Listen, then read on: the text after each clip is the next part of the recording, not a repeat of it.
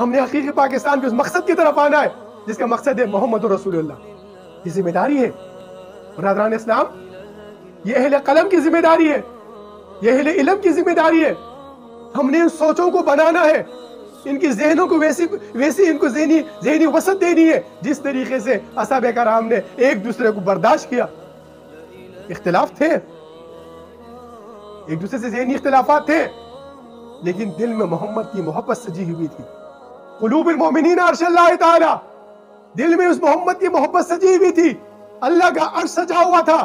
اس عرش کی وجہ سے آپس میں محبوب تھے، محبت سے ایک دوسرے سے اخوت تھی۔ تو آج اسی اخوت کو پیدا کرنا ہے، کیونکہ لسان اور ید یہ دو چیزیں حضرت عمر فاروق کے فرزند عبداللہ سے روایت ہے، حضور صلی اللہ علیہ وسلم کا فرمان ہے، المسلم من سلم المسلمین من اللسانہ و یدہ۔